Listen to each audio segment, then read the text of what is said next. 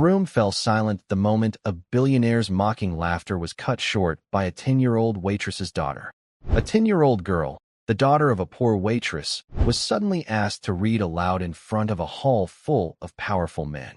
What happened next silenced the entire room. She wasn't supposed to be there, just a servant's child, invisible among polished boots and polished words. But when an ancient document surfaced, filled with secrets no one else could untangle, all eyes turned to her. Some laughed, others doubted. One man even sneered, ready to watch her fail. But what they didn't know was that Anna had been listening all her life, listening more closely than anyone ever imagined. That night, her quiet voice would expose truths that many wished to keep buried, and nothing in that hall would ever be the same. Just a quick little pause before I forget. If you like this kind of stories of overcoming adversity and justice, please leave a like and let us know in the comments where you're watching from. And if you're new here, consider subscribing to our channel so you don't miss tomorrow's special video. I guarantee you won't want to miss it. Now let's jump back in. She walked among the wealthy unseen, a child of 10, carrying silence like armor in a noisy hall. The dining hall of the Edelhoff Grand Hotel glowed with crystal chandeliers and silver cutlery. Guests in pressed suits and satin dresses leaned over tables, speaking in low tones that hummed like bees around a hive. Waiters in black vests moved quickly, balancing trays heavy with porcelain plates and polished glasses. In a quiet corner, Anna Bergman, 10 years old, sat with her back straight and her hands folded neatly on her lap. Blonde hair brushed her shoulders, combed carefully by her mother that morning. Her shoes were plain, polished until they almost shone, though the leather was thin from wear. No one looked at her. She was only the waitress's daughter. Her mother, Marta Bergman, wove between tables with the grace of long practice. She wore her uniform, a white blouse buttoned to the throat, a dark skirt reaching below her knees, and a small apron tied tightly around her waist. Though her face showed lines of fatigue, her posture remained proud. She carried trays without a tremor, even when the load was heavy. Anna's world was sound in detail. She noticed the scrape of a chair leg on marble, the faint strain in her mother's smile when a guest snapped impatiently for more wine, the soft thud of a folded bill slipped beneath a plate. She saw all this, but no one saw her. When guests brushed past, their eyes slid over her, as if she were part of the wallpaper. A boy her age walked by once, his pockets jingling with coins, and didn't meet her gaze. To them, she was a shadow. Still, she sat with quiet dignity. She held a small book in her lap, not a storybook, but an old phrasebook of languages her grandfather had once owned. The edges were frayed, the ink faded, but she traced the letters with her fingertip as though they were treasures. Her lips moved without sound, repeating words in German, French, and Latin. Her mother noticed, just briefly. Marta's eyes softened as she passed by with another tray, but she said nothing. Words were scarce during working hours. For Anna, silence was her shield. If she spoke, she risked drawing notice. If she stayed quiet, the world passed her by. And yet, somewhere deep inside, a tension coiled, the kind that waits, patient but certain, for the right moment to break free. The hall remained busy, the air thick with perfume and pride. Anna sat still, invisible among the shining silver and polished stone. And so began the day that would not let her remain unseen. The rhythm of the hotel carried on, steady as a drumbeat, until a small ripple disturbed its flow. Morning gave way to afternoon, and the Edelhoff Grand settled into its steady rhythm. The clatter of cutlery softened, replaced by murmured conversation and the faint notes of piano drifting from the lobby. The hotel had its patterns, like the tide, arrivals, meals, departures, each flowing into the other. Anna remained at her mother's side, but always slightly behind, like a shadow too polite to fall across the light. When Marta slipped into the kitchen, Anna followed, waiting on a wooden stool by the back wall. No one addressed her directly. A few of the staff nodded at her politely, the way one nods to a passing stranger. "Quiet girl," one of the older waiters whispered once, stacking plates with weary hands. "Doesn't cause trouble." And then he turned away, forgetting her in the same breath. At one table near the windows, a pair of businessmen in dark suits spoke over contracts. One dropped his pen, and before the waiter reached down, Anna had already picked it up and placed it gently back on the linen. "Thank you." The man muttered without looking at her. His eyes stayed on the page, already elsewhere. It was always like this. People noticed the act, not the person. Anna accepted it. She had learned to read people's posture more than their words. She knew when a smile was forced, when a laugh carried weight, when silence pressed heavier than speech. She folded these small lessons into herself like threads, weaving them carefully, waiting. Her mother carried the burden of presence. Marta's movements carried dignity, though her uniform was plain and her hands bore the faint scars of years with boiling pots and sharp glass. She brushed past Anna once, adjusting her daughter's collar in a fleeting gesture of care before disappearing again through the crowd. It was enough. That quiet touch was a reminder. I see you, even if no one else does. Anna returned to her book. A waiter passed behind her with a tray of steaming cups, the air briefly filled with roasted coffee and sugar. She traced the German phrase for truth with her finger, then the French word for silence. She whispered them both under her breath. Life in the hotel flowed on, unbroken. The guests spoke, the staff served, the world turned. Nothing seemed unusual, and yet, a small shift was already beginning, almost too slight to notice.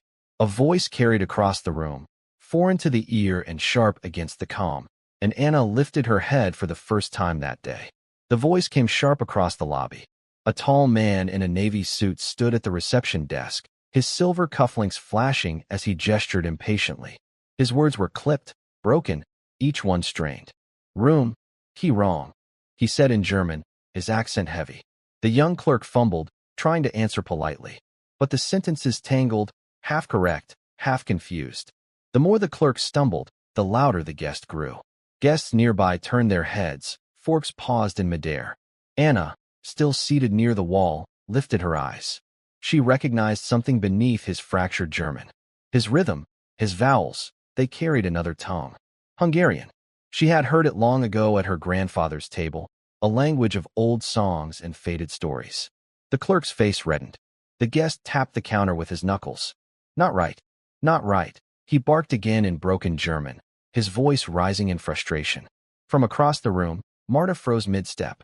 She balanced a tray in her hands, but her eyes had already found Anna.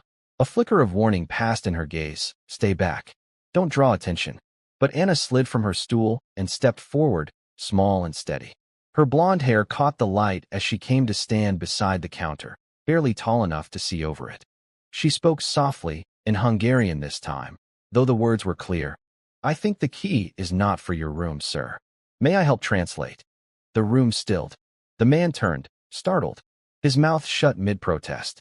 His eyes, sharp and impatient only a moment ago, widened as they fell upon the child. Anna repeated, slower, her voice even. She pointed gently at the brass number etched into the key, then to the register lying open before the clerk. With calm precision, she explained in Hungarian, each word carefully chosen. The man's shoulders eased. His frown softened into reluctant surprise. He nodded once, then again, his voice quieter when he answered. In less than a minute, the confusion untangled. He took the correct key from the clerk, bowed slightly toward Anna, and left without another word. The clerk stared, bewildered. Around the lobby, guests whispered, their curiosity stirring like wind through tall grass. Anna stepped back, folding her hands in front of her once more. Her face betrayed nothing. To her, it was simply speaking words she had carried quietly for years. But her mother stood frozen across the room, pride and fear braided together in her stillness. The day's rhythm resumed, yet something had shifted. The quiet child had been seen, if only for a moment. From his corner table, a man had been watching. He was older, in his late 60s, his frame tall but lean, dressed in a dark suit that fit without effort. His hair, silver at the temples, caught the light as he raised his glass. His name was Herr Dietrich Keller, a German industrialist known among the wealthy guests for his fortune and sharper tongue. When the confusion at the reception began, he had looked up only briefly, irritation flashing across his eyes at the disruption. But when the little girl walked forward and spoke, something in his posture shifted. He set his glass down, very slowly. The others saw only a child's trick, a fortunate coincidence, perhaps, but Keller leaned back in his chair, studying her with narrowed focus. His gaze followed the way she stood, how her shoulders didn't tremble, how her voice didn't stumble. A 10-year-old, correcting a grown man in front of strangers. He watched how she folded her hands again when it was finished. Not with pride, not with the restless fidget of a child eager for praise. It was too measured, too calm. Across the room, Marta Bergman felt the weight of eyes. She glanced once toward Keller, then away, her jaw tightening. She knew men like him, men who noticed too much. Anna returned quietly to her stool by the wall, lifting her worn phrasebook again. To any passerby, it looked as though she had never moved. But Keller didn't look away. His gaze lingered, like a hawk circling something small but unexpected. Guests resumed their meals. The hum of conversation returned. But an undercurrent had been set. The incident was already being whispered about among the tables. The waitress's child. Did you hear? She spoke like a scholar. Strange, isn't it? Keller lifted his glass again, though he did not drink. His lips pressed thin, as though holding back a thought not yet ready to be spoken. Marta caught sight of him again as she passed with another tray. Her hand gripped the edge tighter than necessary. A mother's instinct pricked. Her daughter had stepped into the open, and someone important had taken notice. Anna, unaware of the eyes fixed on her, turned the page of her book.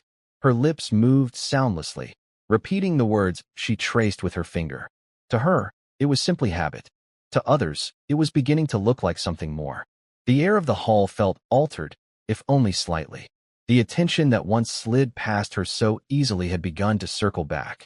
And one man, at least, was no longer pretending not to see. The evening meal drew closer. Candles flickered to life on each table, the golden light softening the sharp edges of glass and silver. Guests leaned closer over their dinners, their voices blending into a low, steady current. Her Dietrich Keller rose from his table. His movement was unhurried, yet it carried the weight of authority. Conversations near him quieted for a moment as he passed. He walked with a cane of polished wood, though he did not lean heavily upon it.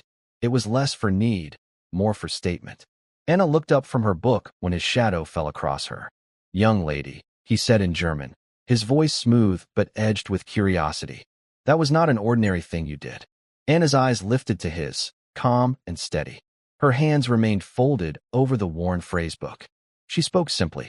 It was just words. "My grandfather taught me when I was small." Keller tilted his head, studying her. Hungarian words, spoken without error. And not common ones either. His mouth curved, though not into a smile. Children do not learn such things by chance. From across the hall, Marta appeared with another tray, setting it carefully at a table, but her gaze never left her daughter. Her jaw tightened as Keller leaned slightly closer. "Do you often help strangers like that?" Keller asked. Anna shook her head. "No, I only speak when needed." The simplicity of her answer seemed to weigh more heavily than a long speech. Keller's eyes narrowed, not in anger but in thought, as if testing the edge of a blade. A waiter passed nearby, glancing nervously at the scene, but Keller dismissed him with a small wave. His focus stayed fixed on the girl. "You hide your knowledge well," he murmured. His tone was not cruel, but probing, the way one might test the grain of wood for weakness. Anna lowered her gaze briefly, then lifted it again. "Not hiding," she said softly. "Just waiting." The silence that followed seemed to stretch, thick as smoke. A guest at the next table shifted in his chair, sensing something but not daring to intrude. At last, Keller straightened, his cane tapping once against the marble floor. "Then perhaps it is time you are asked to speak again." His eyes flicked briefly toward Marta, acknowledging the mother before turning back to the daughter. "I would like you to come upstairs," he said, his voice carrying no trace of suggestion. "There is a matter I wish to test." Anna blinked once, calm. Her fingers closed the phrasebook with care. Marta set down her tray too quickly, the glasses rattling faintly. Her lips pressed into a line. She did not move yet, but her entire posture leaned toward her daughter. The hall continued its quiet rhythm, but for Anna, the air felt sharper now. She had been asked to step from shadow into light. Keller's request was not one to be questioned, not in a place like this. His reputation traveled faster than his steps, and the staff moved instinctively out of his path. The air shifted as though the walls themselves leaned closer to listen. Anna rose from her stool, small and composed. She smoothed the front of her plain dress, the fabric faded from many washings. Her eyes, steady and pale, did not flicker toward the guests who had now turned discreet glances toward her. Marta moved quickly to her side. She set down her tray in the kitchen doorway and wiped her hands on her apron. Her shoulders squared as she stood between her daughter and the stairwell, her eyes fixed on Keller. "If she goes, I go," Marta said quietly. Her voice was respectful but carried a firmness that surprised even herself. Keller regarded her for a long moment. Then he gave a small nod. Of course, a mother does not let her child walk alone. With that, he turned, leading them toward the grand staircase. The polished marble steps curved upward, lined with thick carpet of deep red. Above, a chandelier spilled light across gold-trimmed mirrors, throwing back the faces of those who climbed. Anna's shoes made the faintest sound against the steps, almost lost beneath the steady tap of Keller's cane. She climbed with calm rhythm, her mother's presence just behind her. The contrast was stark. Keller's wealth pressed into every detail. The glint of the handrail, the hush of velvet drapes, against the plain cotton of Marta's blouse and apron. On the second floor, the air was different, quieter. The scent of polished wood replaced the clatter of food and drink below. Doors stood tall on either side of the corridor, each marked with brass numbers and engraved plates. This was not a place where workers lingered. Keller stopped at a wide door and motioned them inside.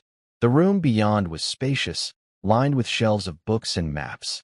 A globe stood by the window, its surface worn smooth by many hands. The fire in the hearth gave a steady glow, turning the air warm.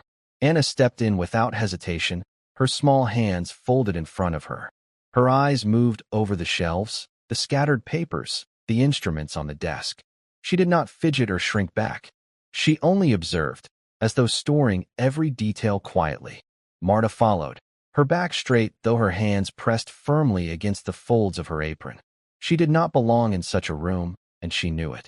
Yet she stayed close, her gaze never leaving her daughter. Keller closed the door with a soft click. He rested both hands on his cane and regarded them in silence. "You carry more than silence, child," he said at last.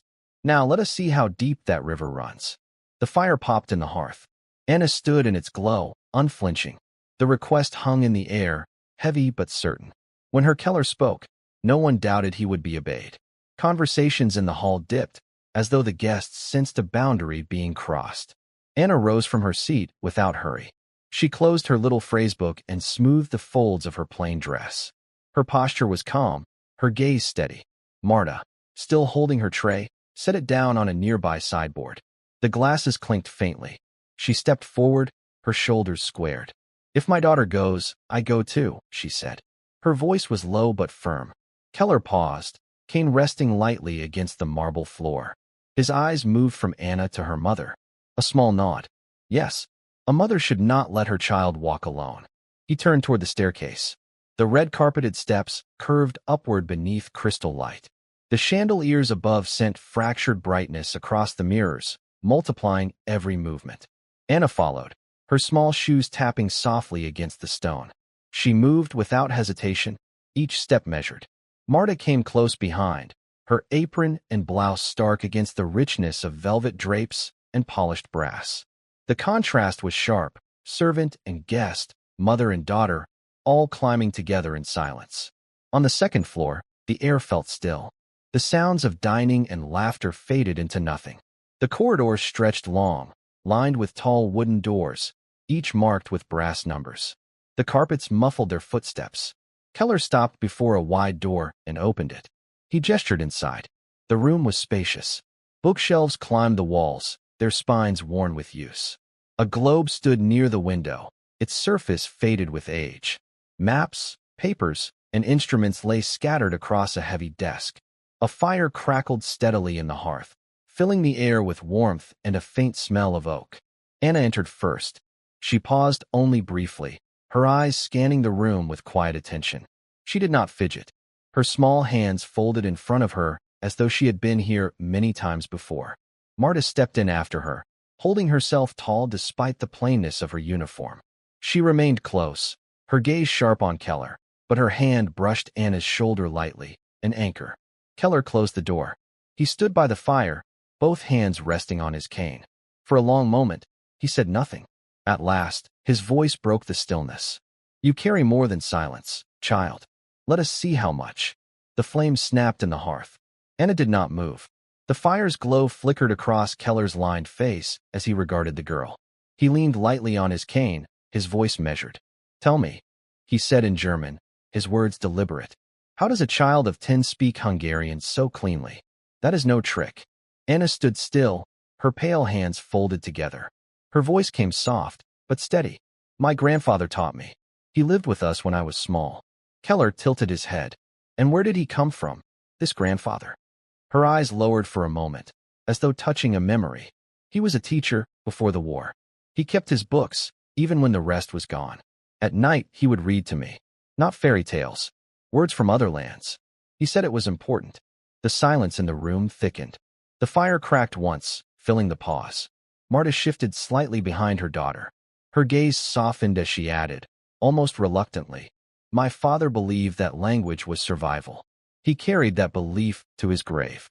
Keller's brow lifted, but he said nothing. He only studied the girl more closely. Anna continued, her tone matter of fact. He would point to the maps and say, this is not just a line. Every word is a door. If you can open it, you will never be trapped. Her fingers brushed the edge of her dress, but she did not fidget. She lifted her eyes again. So I listened, and I remembered. Keller moved a step closer, the fire casting sharp shadows across the floor. His cane tapped lightly against the rug. You listened as a child listens, but you repeat as a scholar repeats. That is not common. Anna did not answer. Instead, she stood quietly, letting his words hang in the air. Marta's voice broke the silence once more. It was never meant to be a display, she said. It was only a way to hold on to something after we lost everything else. Keller's eyes flickered toward her, then back to the girl. His mouth pressed into a line, unreadable. The room held its breath, filled only with the faint hiss of the fire. Anna's story had been spoken plainly, but it left weight behind. Keller turned at last, moving toward the desk. He ran a hand across the spine of a book as though considering something left unsaid. You carry history in your voice, he said quietly. Perhaps more than you realize. The glow of the hearth deepened, casting the girl's face in light and shadow as Keller's interest rooted itself more firmly. Keller's hand lingered on the book's spine, his eyes sharp. History in your voice, he repeated softly. Then he turned, cane tapping once against the rug. But history alone is not enough. Many inherit words. Few keep them alive. Anna's gaze didn't waver. I only remembered. That is all. Marta stepped forward slightly, her hands clasped in front of her apron. Her voice carried a quiet weight. Remembering was not simple for her. Keller looked at her with a measured patience. Explain. Marta's eyes moved briefly to her daughter, then back. My father died when Anna was 6. He had already been ill for years. Those long nights when he could not sleep, he would still read aloud. Even when his voice was broken, she sat at his side and listened. When he passed, she carried the words herself. I never asked her to. She did it on her own. The room grew still.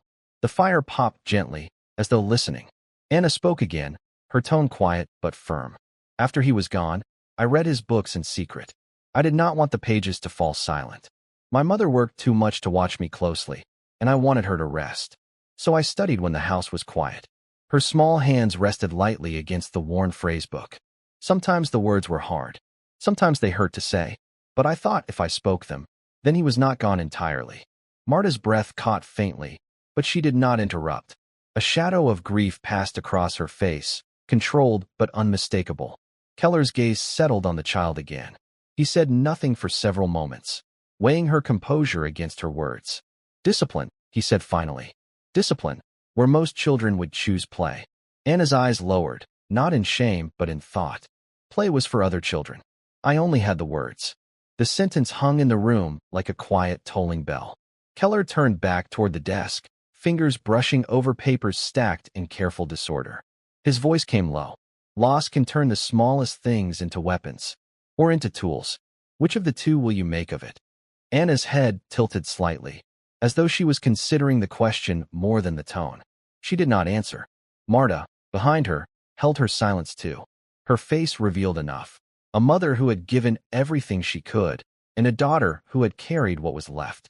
The fire burned on, steady and watchful, as though the room itself knew the conversation was only just beginning. Keller straightened, his cane pressing lightly against the rug.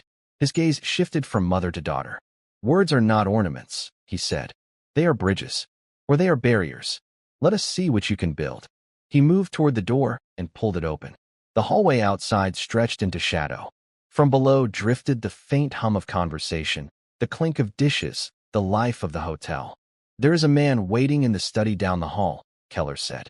"He is French. He has papers he insists are misunderstood. I have no time for misunderstandings. You will listen. You will tell me if his claim is truth or trick." Anna's eyes lifted, pale and steady. She did not answer quickly. Instead, she glanced once at her mother.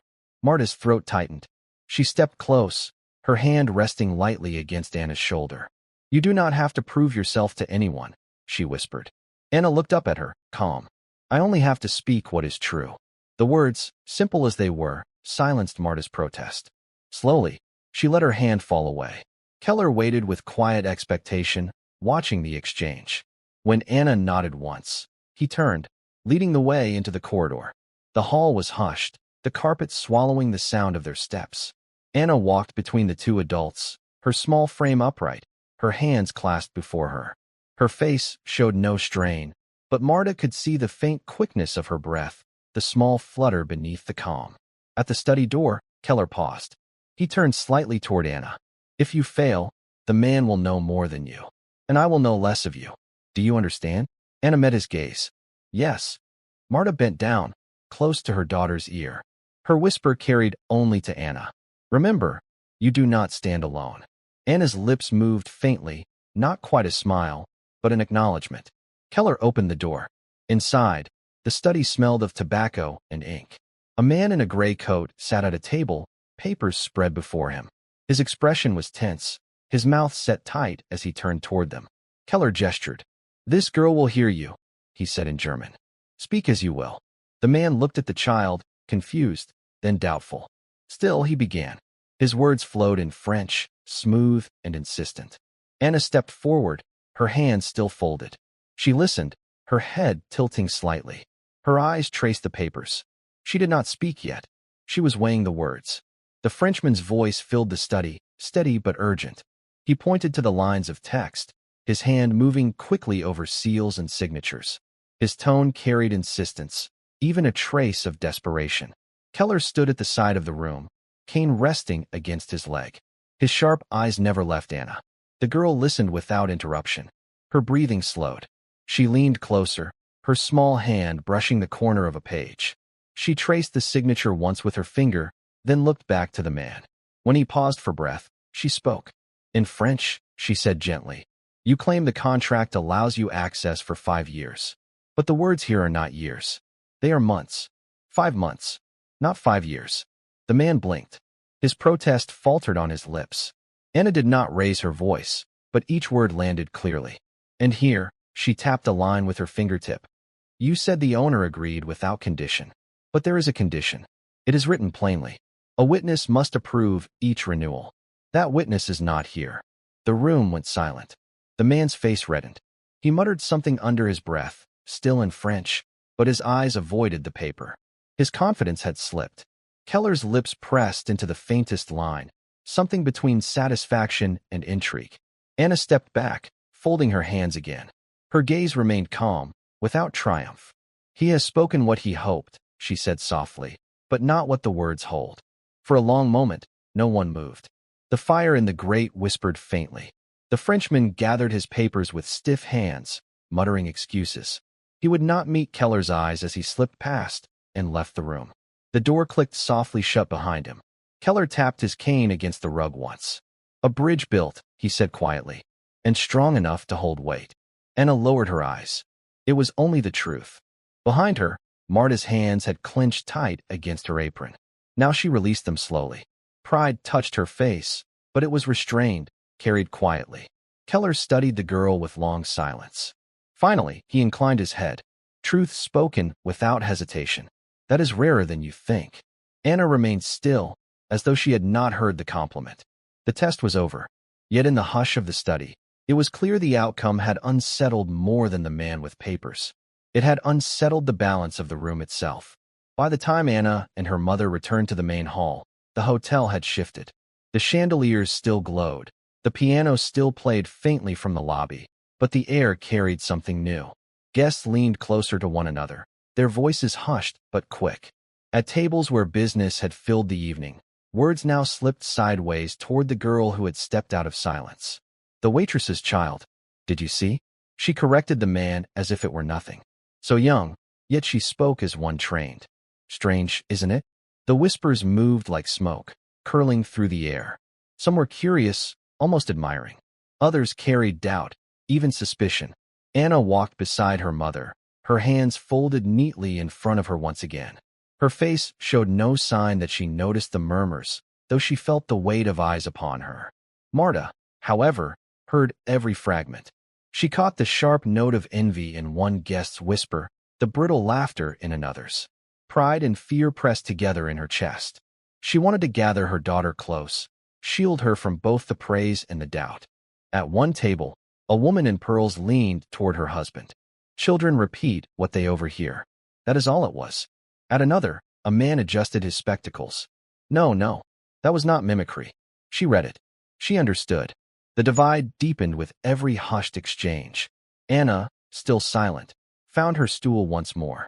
She lifted her little phrasebook and opened to a familiar page. Her lips moved faintly, tracing words with her finger, as though nothing had changed. But in truth, she felt the room tilting. She had been unseen this morning. Now she could not disappear so easily. Keller remained at his table, cane resting against the cloth. He sipped from his glass, listening without effort to the growing murmur. His eyes followed Anna as though he had expected this ripple all along.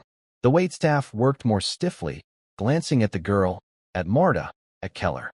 The rhythm of service had been disturbed, and though plates still moved and glasses still filled, the steadiness was gone. Marta bent close to her daughter, her voice a whisper meant only for her. Be still. Let them talk. The less you answer, the less they can twist. Anna nodded once. Her fingers traced another word on the page. The hall carried on, but its current had shifted. Admiration, suspicion, and curiosity wound together in the air, a quiet storm gathering beneath the polished chandeliers. The night deepened. Some guests drifted upstairs. Others lingered with half-empty glasses. Yet Keller did not leave. He remained at his table, still as carved stone, until at last he tapped his cane once against the floor. The sound was sharp enough to hush the nearest voices. Slowly, he rose, his tall frame casting a longer shadow across the hall. His gaze did not wander. It fixed directly on Anna. Child, he said, his voice carrying with ease, though not loudly. Step here. Anna closed her book and slid carefully from her stool. Her small shoes pressed softly against the carpet as she approached him. Marta followed, never more than a step behind. When they reached him, Keller leaned slightly forward. His eyes searched Anna's face. There was no smile, only measured respect. You have a skill, he said plainly. Not borrowed. Not rehearsed. A discipline. Do you know what that means? Anna shook her head. It only means I learned to listen. And to read. For the first time, a faint curl of humor touched Keller's lips. And how many here, with all their titles and fortunes, could have read what you read tonight? Few. Very few. The room stilled. People watched without pretending otherwise. I will tell you what it means, Keller continued. He rested one hand on his cane, the other behind his back. It means you must not be left to grow in the shadows of other men's mistakes. I would see your skill sharpened, not dulled. If you accept, I will arrange for your study. Proper instruction. Access to what you deserve. The offer hung in the air, heavier than the chandeliers above. Anna stood quiet, her brow faintly drawn. She turned her eyes to her mother before answering. Marta stepped slightly forward, her voice steady, though she gripped her apron tight. What does it cost her, her Keller? Children are praised and then forgotten every day. I will not have her paraded and discarded for your amusement. Keller inclined his head slowly, as though acknowledging the strike of a blade. It will cost her nothing but time, and it is no amusement. A gift such as this, buried in silence, is a waste. I do not waste. Anna lowered her gaze, thoughtful, weighing her mother's words and Keller's. She did not answer yet. Around them, the guests leaned closer, breath caught. The weight of the choice was clear, and for the first time that evening, silence fell not from doubt, but from recognition. Morning returned with its soft light spilling through the hotel's tall windows. The grand dining hall, once alive with gossip, now felt hushed, waiting. A long table stretched across the room, its polished surface gleaming beneath the chandeliers. Usually, only men in dark suits and polished shoes sat here. Merchants, landowners, officials. Today, a child walked toward it. Anna wore a simple blue dress her mother had pressed carefully the night before. Nothing ornate, but clean, straight, dignified. She clutched her little phrase book in one hand, though she held it behind her back as if it were a secret she meant to keep. Marta followed half a step behind, dressed in the same black dress and white apron. She did not belong among the tailored jackets and fine jewelry, yet she carried herself with quiet strength, her presence a steady anchor for her daughter. At the head of the table, Keller stood waiting. His cane rested by his side, his shoulders squared. "Come," he said, motioning to an empty chair placed beside him. Not at the far end, not against the wall. Beside him, gasps whispered from the gathered guests. A child at the great table? A waitress's daughter, seated next to Keller himself? Anna paused only briefly before stepping forward. She climbed onto the chair with quiet composure, feet not quite reaching the floor. She folded her hands neatly on the table, her back straight, her eyes steady. The men and women shifted uncomfortably. Some frowned, others looked away. A few, however, leaned closer, curious, studying the little girl who seemed untouched by the weight of the moment. Keller spoke first. "Last night, she corrected a mistake that many here would not have noticed. Today, I ask you to listen, not as to a child, but as to a mind worth hearing." A man in a dark green jacket cleared his throat. "She is 10 years old. With respect, Herr Keller, what insight can?" Anna's voice cut in, calm but precise. "I am 10, yes, but I can hear what you cannot. When words shift, when meaning is bent. My mother taught me to respect silence. In silence, you hear more than most will ever speak." The hall fell still. Even her detractors leaned closer, caught by the certainty in her small voice. Marta stood just behind her, hands folded, face unreadable. But inside, her heart swelled. Her daughter had stepped into a world not meant for her, and already she held her place. The morning meal stretched on, talk circling around politics, trade, and shifting borders. It was the kind of talk Anna had only ever overheard in fragments while carrying a plate to her mother. Now she sat among it, her hands folded, her eyes moving from one face to the next. The test came sooner than anyone expected. A courier entered, hat in hand, dust on his boots. He handed Keller a folded paper, sealed in red. Keller broke the seal and read in silence. His brow tightened. Then, without a word, he laid the letter in front of Anna. "Read it aloud," Keller said. The hall shifted. Some laughed quietly, thinking it a game. Others frowned, uneasy. Marta stiffened where she stood. Her hands clenched at her apron strings, but she did not speak. Anna took the paper. The ink was heavy, the script hurried but sharp. She read it once silently, lips pressed together. Then she lifted her chin and began. Her voice was soft but steady, carrying the words of a military report. A river crossing had been delayed. Supplies lost. An officer had miscalculated the depth. It was written in code-like phrasing, not for a child's mouth. Yet the words flowed clearly, her accent careful, each line without hesitation. Halfway through, Anna stopped. She frowned. One word did not fit. She read it again, then shook her head. "This is wrong," she said, placing her finger on the page. "It says reinforcement, but the mark here changes the meaning. It says retreat." The writer wanted it hidden. The laughter died. Keller leaned closer, eyes sharp, but he said nothing. The green-jacketed man from before scoffed, though his face was pale. "She guesses. Anyone can guess."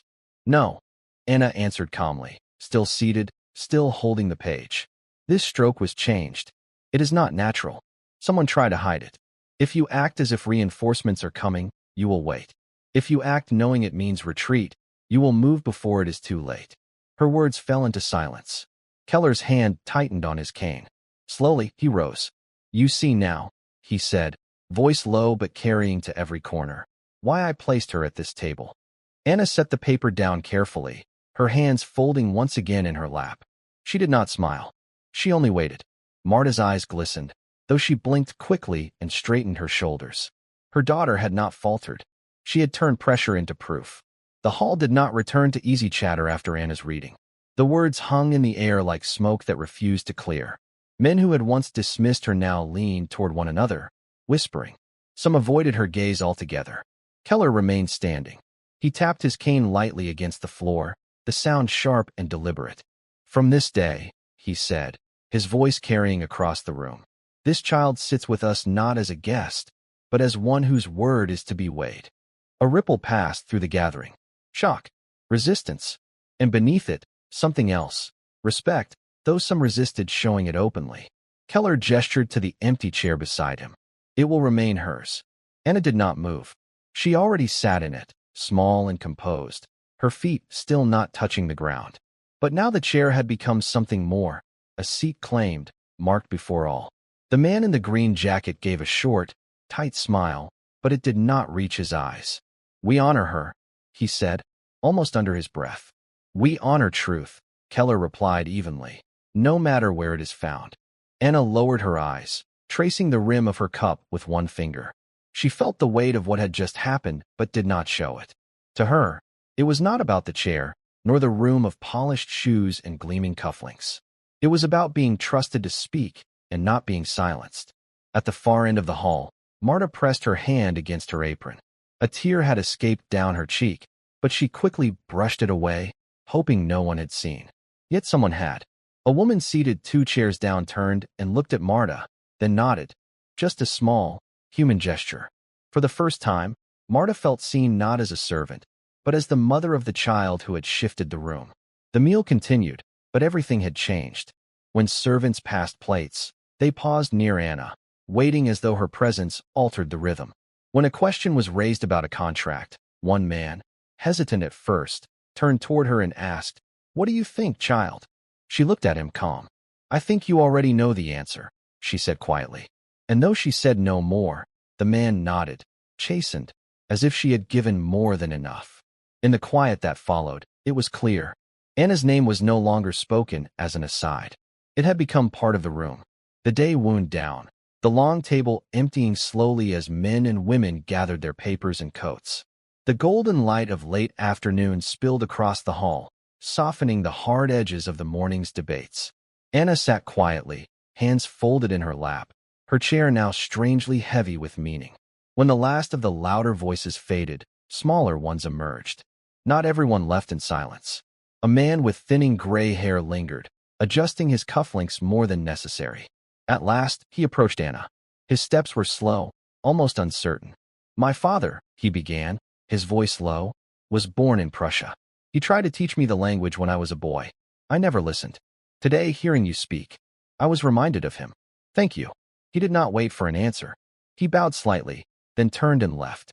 Anna's eyes followed him until the door closed. She had not expected gratitude. Her hand curled gently around the edge of her chair, grounding herself. A woman in a violet dress stopped next. She bent close so only Anna and Marta could hear. "My son struggles at school. They say he is slow, but perhaps he simply needs someone patient. Seeing you today, I believe in him again. Do not forget this gift of yours. It carries further than you think." Anna blinked, surprised again. She had only spoken truth, yet it seemed to ripple outward, touching places she could not see. When the hall was nearly empty, Marta was approached too. A younger servant, balancing a tray, whispered quickly as he passed, "Your daughter makes us proud. She shows what people like us can be." He hurried on, but the words struck deep. Marta's throat tightened. She did not answer him, but when Anna looked up, she saw her mother's hand resting briefly against her chest, as if steadying a heartbeat. Keller was the last to leave. He said nothing at first, only placed his cane on the floor beside Anna's chair. "Gratitude will come in many shapes," he said at last, his tone even. "Some will speak it, some will not. Do not measure your worth by their noise." He collected his cane, nodded once, and departed. The hall grew quiet, emptied of voices and echoing only with the faint creak of old wood. Anna sat still, Marta beside her, both aware that something had shifted again. The world beyond these walls might not yet know it, but inside, gratitude had begun to flow like a quiet current. Evening shadows lengthened as Anna and Marta prepared to leave. They had gathered their coats when the echo of measured footsteps returned to the hall. The man in the green jacket, the one who had smiled without warmth, had not gone. He stood near the doorway, blocking their path. His expression was sharp, almost cutting. "So this is what we are now," he said slowly. "Taking counsel from children?" Anna did not flinch. She tightened her grip on the small leather notebook Keller had given her to hold during the reading. "I only answered when asked," she said quietly. The man tilted his head, his eyes narrowing. "And you think yourself equal to men who have studied and bled for decades?" Marta shifted, stepping slightly in front of her daughter. Her jaw was set, but she did not speak. She understood this moment belonged to Anna. Anna's voice was steady. "No, I am not equal in years. But words are not older because of who speaks them. They are true, or they are not."